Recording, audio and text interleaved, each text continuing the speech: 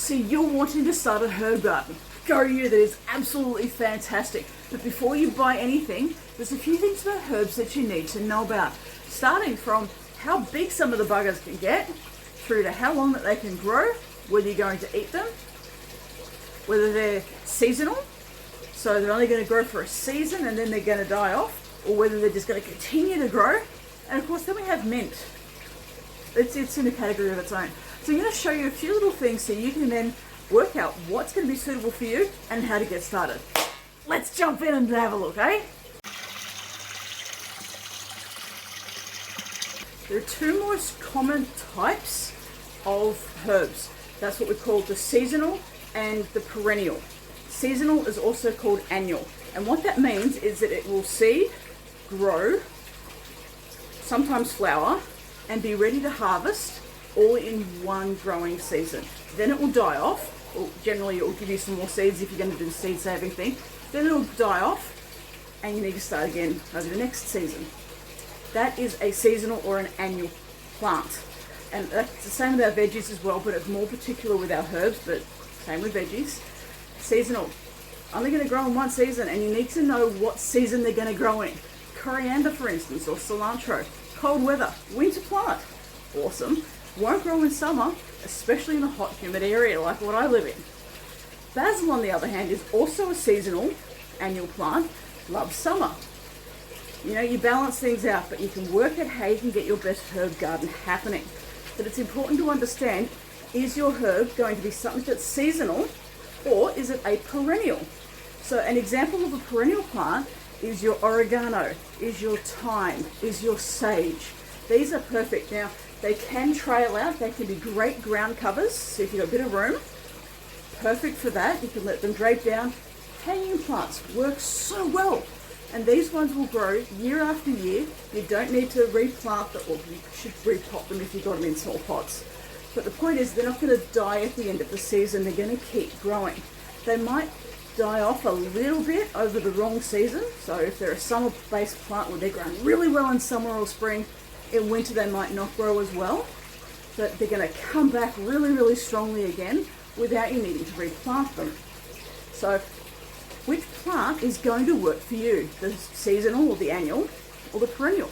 And that'll depend on what plant do you love to eat. And you can have all of them. You can have some basil in the right time, some coriander, seasonal, but you can also have some of those perennials, some of those plants that are just going to keep growing, especially if you love pizza. Well, then you've got your oregano set for your margaritas. Hey? Check out the description to find some more information about aquaponics and how you can move forward and get this happening. I've just had change of season, so I have just put in my coriander. This is a seasonal plant, okay, or the annual. So it's going to grow up, grow nice and big and strong, and this will grow, this is my aquaponics system, it'll grow a bit of a bush. I'll show you inside actually, it's doing super well. And then it will die off over winter. The exact same with basil, except basil can grow quite big. You can see I've got some of my other crops happening. I'll just move you over. This again, some of the coriander. Even got some broccoli happening in here. Winter crops when it's the right time, right season. So cilantro, also known as coriander in some areas, winter, and it is seasonal. Does not need a lot of space. Once it dies off, well, it doesn't even need to die off. Once you've got, a little bit there, you'll start to harvest it. Let's show you inside what's going on in there with my coriander. Indoors we can see the coriander has grown a lot bigger. It's been a lot cooler for it, so it is doing incredibly well indoors. No pests, nothing to worry about. And some over here as well. It's actually a good time to be harvesting some of this. If I harvest all around the outside, the middle part will then continue to grow up. So a good time for me to be harvesting on the outside. And this is actually in my indoor aquaponic system. You can see my turtles down the bottom there. And they are powering and growing my coriander, and in this case also some bok choy. Now rosemary is one of our most favourite plants to grow, but here's the thing, it's a huge plant. It's hard to keep it in a small pot unless you do lots and lots of pruning of it. Rosemary and lavender are two amazing herbs, great to get your pollinators around, so your bees around to make sure that you're getting all your food pollinated. Awesome on that front. But they will end up grow really, really big. And I'm about to show you mine. And I prune mine on a regular basis, but they're still huge. This is why they're often known as hedging plants. Okay, so keep that in mind. In your herb garden, you might have this perfect spot that you can grow a nice big hedge of rosemary. How awesome. But keep that in mind, because if you've only got a small space, rosemary might not be the plant for you.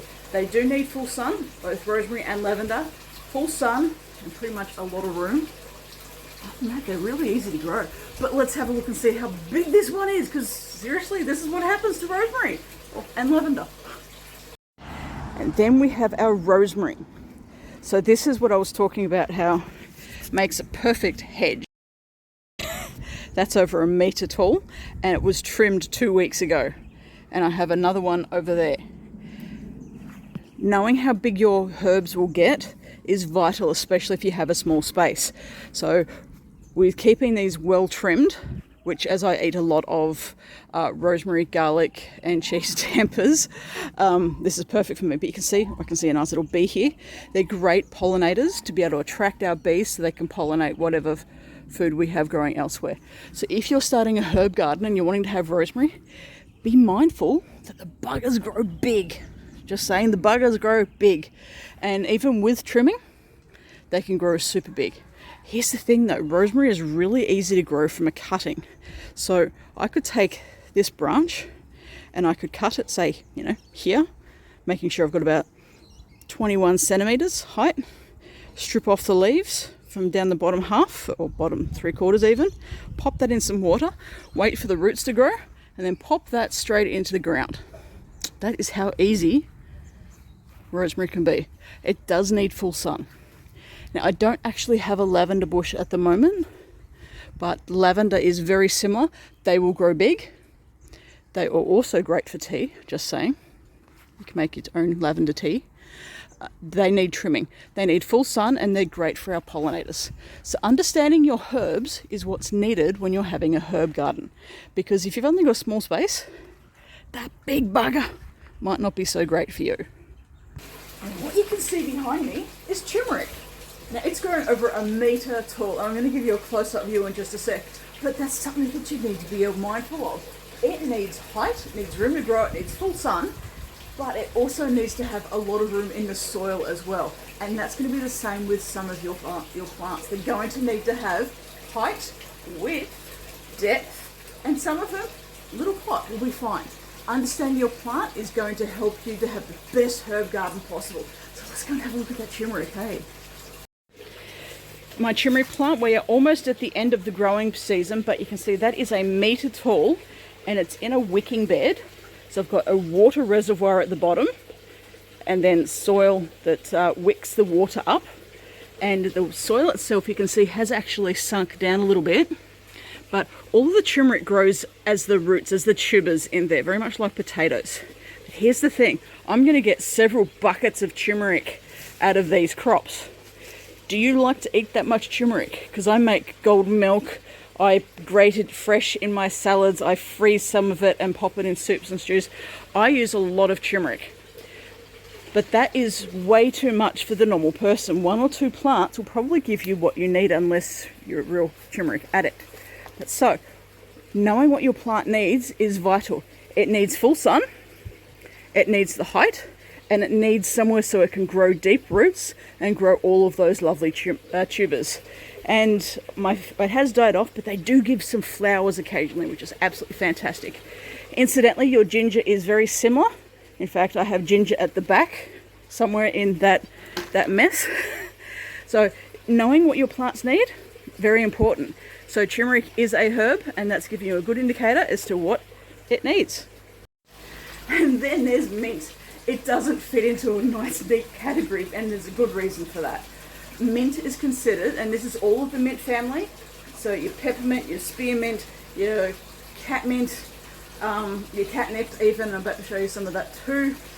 They're what we call invasive plants. They root everywhere, they root underground, they spread, and they become a weed. And this happens everywhere pretty much. They need full sun, they need lots of water, They love an aquaponic system, and they will take over and clog up all of your roots, all of your piping and everything like that with the roots. So you don't put it in aquaponics, ever. But mint, the mint family, we tend to grow in pots. And the reason we do that is because it helps to keep them contained. So I'm about to show you, I've got 4 or 5 spearmint plants and 2 mint plants in pots that give me enough of the mint variety that I want for my teas and for any of the food that I'm doing. Great way of growing it in pots. It keeps it well contained. It's one of those things that is considered invasive, so please do be careful and mindful of what its needs are. Let's have a look. Here we can see the mint. I've got peppermint in a container, and then I've got 3 containers of the spearmint. Nice, gentle, soft leaves. As soon as you touch them, they smell divine. And I have another pot of the peppermint. These are all in the pots because they will become invasive and go everywhere. Even though I've only got gravel everywhere, these guys will actually still grow. They will find a way. Life will find a way. Your mints, so your peppermint, your spearmint, your chocolate mints, your catnips and your cat mint and all of that will find a way, and it will become incredibly invasive. So having these in the pots keeps them in the pots. They will die off a bit, and we can see I've got some areas that have died off and a big weed in there as well. But they will always come back at the right time. So here's an example of, these are some of the old branches, and they've literally just pulled out. I haven't even had to do anything. Just pulling out because they are old. And that's a good way of, see, this one hasn't died off yet, but that mint, I can easily harvest that now. Mint tea sounds like such a great idea. Excellent. But yes, mint, always pop it in your pots, no matter what type of mint, otherwise it is invasive. But it is so yummy in your tea and in a lot of... And here we see catnip, which is part of the mint family. So it dies off at different times and then it comes back. So I don't need to keep planting it. This is a perennial plant and my cats love it, and I dry it off. I dry it, I cut it, trim it, and actually use it as tea to help with my anxiety, which is awesome. Oh, smells good. As soon as you touch it, it smells. Again, it's so invasive. Have it in containers, and this is actually self-seeded around different areas, and I then have to pull up those areas because otherwise it just goes everywhere. So perennial, and it will come back. It's doing awesome. Just wanting to show you, can grow into a huge big bush, the catnip. But you know, if you've got cats, that's always awesome. But yeah, great for tea if you've got anxiety issues, just saying. Sidebar.